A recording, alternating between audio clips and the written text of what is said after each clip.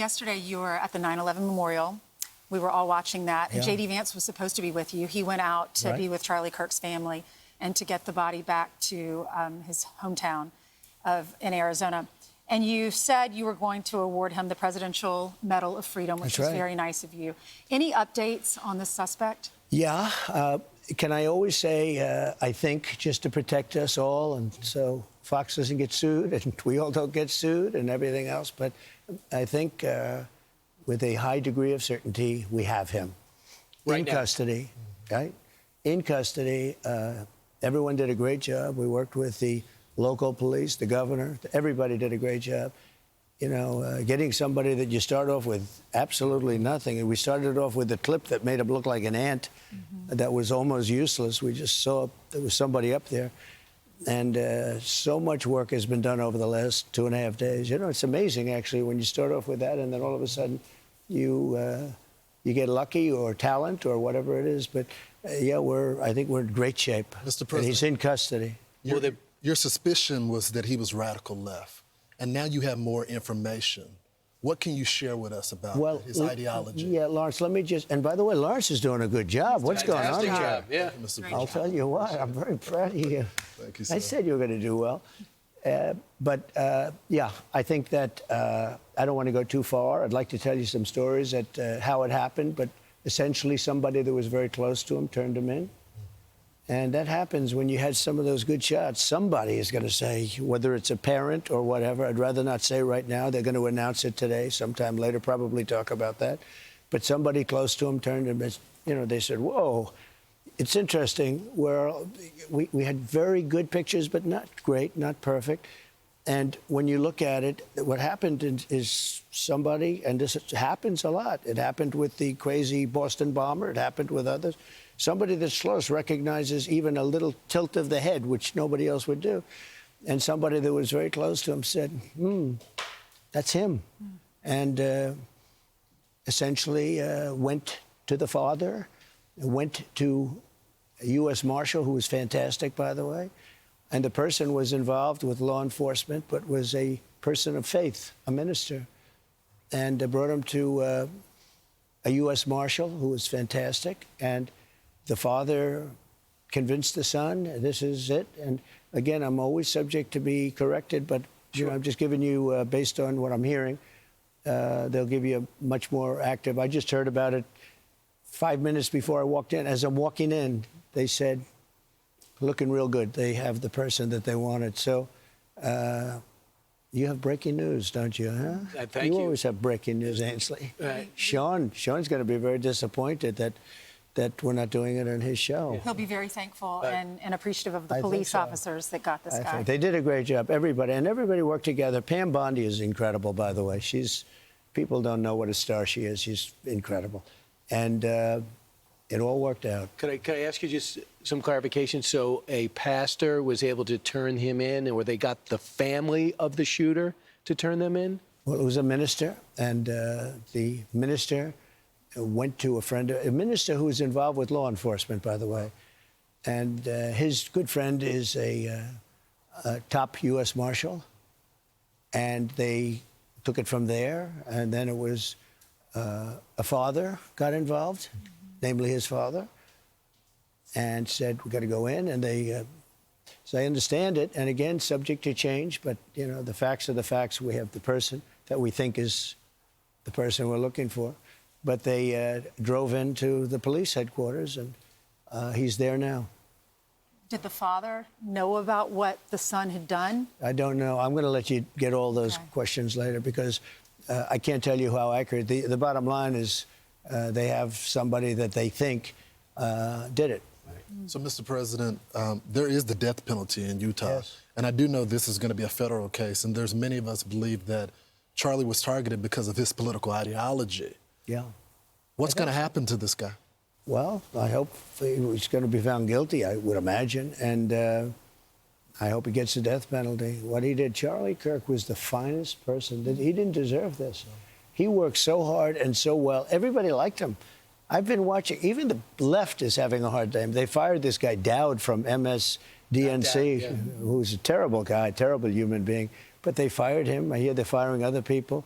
And, you know, we're talking about radical left. Now, they're a little bit, but radical left networks and cable channels, horrible channels like MS, I always call it DNC because it's, you know, somehow affiliated with the Democrat National Committee. So, you know, it's a little statement you make. But MSNBC, but NBC, ABC, CBS, they're all terrible, absolutely terrible and unfair. But even they have been giving it sort of like this can't be allowed to happen. And I just love moment of silence at the Yankee game, moment of silence at the Redskin game, Commanders game last night, because they understand this doesn't matter who you voted for. This was a special person. My opinion is that you have people, when a soldier dies, you write a personal letter, you feel it. When something happens in America, you feel it, you show up for it. I feel like with Charlie Kirk, from what I witnessed, for you, it's almost like a family member. You know, Don said to me, he's sort of like a son to you. Charlie got involved like 11 years ago, I think. He started, you know, he's a brilliant guy, but he didn't go to college. He actually started in college. He was so bored that he left. He would have done very well in college if he wanted to, but he was brilliant. I always said, you know, can you get a degree because you're sort of used to having people like you went to college, right? Yeah. But he just didn't have the patience to do it. And he started this really during what would normally be college, maybe even sooner than that, but what would normally be college. And it's become a movement. And, you know, I won youth. A Republican never wins youth, but I won youth. I will tell you, TikTok helped me, but he helped me with TikTok. But he helped me with youth. I've never seen a person who's, in this case, older than the people we're talking about, you know, in many cases. I've never seen young people or any group go to one person like they did to Charlie. Mm-hmm. He'd go out to Arizona, to any school, to Utah, where he was, but any school, also East Coast, anywhere. And he would have bigger rallies than any radical left speaker. And it was killing them because he'd have 5,000 people show up, 10,000 people show up. They'd go and they'd have 50 people, but they talk big league, right? Now, he was an unbelievable talent, but he was more, it wasn't really so much a talent. He just really believed it. He just believed it. He loved young people. He wanted to help young people.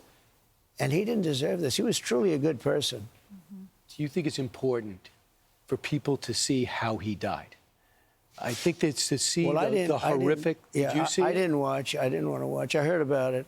You don't want to watch. I would have never made a good doctor. Let me put it that way. Yeah. No, I mean, I heard enough. I didn't want to watch it. I didn't want to remember Charlie that way. But yeah, it's horrific, is what I hear. Just horrific. I hear that nobody can. I know friends that were there, and they told me. They said what we witnessed. The physical emotion of being there, you know, or watching it on television. He was somebody that I always said he was very talented, but, you know, when you love something so much, it's almost not even talent. It's that you do it well because you like it. It's a passion. And he had a passion for this. I spoke to his wife yesterday. She's like devastated. Of course. But in between the devastation, they want to keep Turning Point going. Because so many people called in to me with donations. They went, I don't know who, do we give donations to her? Do we give it to Turning Point? Do we give it to, you know, any one of the hundreds of colleges that he worked with or universities? And they want to keep Turning Point going. They think they can do it. He had a very good staff, I noticed. You know, Charlie would call me up. I'm president of the United States. And I get a call like a day before. Sir, could you come to Arizona tomorrow? I said, Charlie, I'm president. I can't just come. He said, it's so important. Could you play? And I'd usually try and get there. You know, he's the only one. 20,000. Yeah, he was such a great guy that he had to end this way. But, you know, in many ways, he's bigger now because of what happened. He was really big, important. And I guess this doesn't help his family very much when I say this, but in terms of, you know, very, very important, getting that such a good word, such a solid word. You know, we have so many bad people, so many bad philosophies, ideologies, politics. His was basically just good. Family, he talked about family, he talked about get married, go get married. You know, it sounds old-fashioned when you think about it, but he's right. He was just on. And it's a shame that that voice has been stopped. But I think from what I see, you know, I got to know a lot of his people. He had great people, and that includes his wife. She's very talented. He said she's the best writer he's ever seen. You know, she's a writer, among other things. she was Miss So Arizona, maybe they can really keep it going. So, Mr. President, was it a one-off? Was this guy that assassinated Charlie? It seems to be. He wasn't a part of a bigger network or anything that we Well, know you of? don't know. I mean, you don't know. I hear these people talking so badly about me and others. I'm a guy that just wants to make America great again. You know, we want to look at what we did in D.C. We took D.C., probably the single worst place in the country in terms of crime. There's no crime. It's a crime-free area. I went to dinner the other night, stood out in the middle of the street, did interviews with you guys, but I did interviews right in the middle of the street. If I did that 6 months ago or a year ago, I would have about a 30% chance of being here to talk about We're it. getting shouted down. And you know, it's amazing. D.C. is now a great safe. Now we're fixing it up physically, too. We're putting in new medians. We're going to give everything a little coat of asphalt so we don't have potholes all over. You know, filling a pothole is fine temporarily, but they'd fill a pothole and never touch it for 10 years. Right. And, you know, old potholes don't look good. We're going to fix it up. We're going to make it beautiful at a very minimal cost. And we're going to have the most beautiful capital in the world. But even more importantly than that, it's very safe. People would come from Iowa, they'd come from Indiana, and their son would be killed. They'd be killed. And now you can come and you can enjoy. I was very embarrassed because I had the president of Poland in, and they started asking me about D.C. a couple of weeks ago. And I said, we're very proud of the fact that nobody's been killed this week. And he looks at me like, you know, head of Poland. He says, what was that? And he said, well, and I'm telling the press, you know, they're doing the little thing in the Oval Office, our great Oval Office, our very upgraded Oval. And the press is asking me, well, what about that? He said, we haven't had anybody killed in the last 3 weeks, and it's been like 9 years since nobody's been killed. Every week, somebody's been killed for years, and we haven't had crime. And they said it's down 87%. I said, what about the 13%? You know, why wouldn't it be? It's down 100%. Right. So you'd be very proud of your capital. You can go there now, and by the way, business is booming. Restaurants are booming, and this all took place within. We really did it in 12 days, but now it's better. You know, each day it becomes even better. Mr. President, what do you say to the families that are watching, the moms, dads, that we've heard so much negative news with the lady being killed on the train, terrible. right? And then we have Charlie Kirk. We had a school shooting the other day.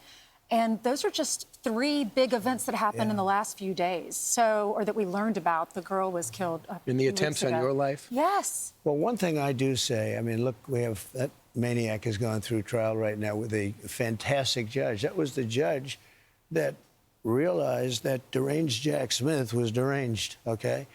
She's a phenomenal judge. I don't know her. I appointed her, but I don't know her at all in Florida. And she's a, you know, really talented person, brilliant judge. And by coincidence, she got that case. And, you know, he's like a wise guy, troublemaker, it seems. But we have to have, for like the person that killed the young girl, the beautiful, she was like a beautiful girl, 22, 23 years old. And, you know, when she got onto that train, she was, you could see that she just wanted to hide, even before this happened. She almost like snuck on. She didn't want to make anything. She just wanted to be. She was afraid. Finished her job. No, she was afraid. But if you look at her before the way she sort of like she wanted to just, and she's looking at her phone like this. She felt very unsafe. Okay, we can't have that. And then this maniac gets up from behind. That's another one I didn't want to watch. I didn't watch it. I knew what happened, but I didn't want to watch it. And what he did to her was unbelievable. And then he walks through, the knife is dripping blood and everything else. One thing I say, we have to have quick trials. Yeah. I call it quick trial, because in China, they do have quick trials, you know? They don't wait 6 years and you claim start all off guilty sorts and of you end up reason. guilty in China. Oh, it's terrible. What happens here is you go through 7, 8 years, and by the time it ends, and then they say, well, you know, he had a reason to do it because he wasn't treated right in grade school, and it's his teacher's fault, and it's the government's fault. That guy they should have a trial the following day as far as... But do you know that they said... I mean, when you have somebody on tape, here's a guy on tape getting ready to... And then he did his thing. The whole thing is on tape. This should not be going on. This trial will go on... It'll start in 2, 3, 4 years. We have to have, in certain places that do it differently, they have what's called quick trial. You have a fast trial, a fast verdict. Right. Now, if he's guilty, we're going to have to keep him, feed him, take care of him for, let's say, he's 28 or 29 years old, I understand. So, like for 50 years, yeah, we're going to be feed. But he never should have been let out. Now, in Utah, he shouldn't have been let out. And the judge should be responsible for that, the way she did it. But in Utah, they have the death penalty. And you have a very good governor there. The governor, I've gotten to know him. The governor is very intent on the death penalty in this case, and he should be. In North Carolina, you also have it, but we have to make sure that happens. That was a horrific crime. But I think Ainsley's point is in the big picture. What do you say to people who are saying they see the assassination attempts in your life, they see the Minnesota lawmakers, they see what happened, they see what happened to Charlie, and they're saying, what's going on with the political process? Now, instead of trying to get votes, you're trying to survive. There are lawmakers canceling their events this weekend, AOC on the left and a lot of lawmakers on the right saying, I'm a little concerned about doing a public event. As president, what do you tell them? I say you have to go forward. You just have to go forward. You watch, as closely as you can. You have, I have great people. I mean, I have people now much better and far more. When I was hit in Butler, they wouldn't, it was Biden, but they wouldn't approve. We had 55,000 people. We had, we get these tremendous crowds, and I'd have far fewer people than Biden who'd go out. He had many more Secret Service people than me. And he'd have like 8 people show up, but I have 55 or 60,000 people show up. Butler's a great example of that. And we have great people right now. We had a thing happen that's very big. People don't even talk about it. We won a lot of great decisions. The Supreme Court, I give them a lot of credit. We have a decision on merit. In other words, this country is now a country of merit. You don't have to be a woman or a man or a this or a that. Give me the best person. You don't have to be white or black or Asian or whatever it is. It's all based on merit now. And I wasn't sure if anybody would have the courage to make that decision. That was a big, big decision. When you go down to Washington and you see these people, they happen to be strong soldiers. They're big and strong. They don't mind fighting, as opposed to somebody that really isn't equipped to do that weighs perhaps 100 pounds. And has a third nationality or sexuality.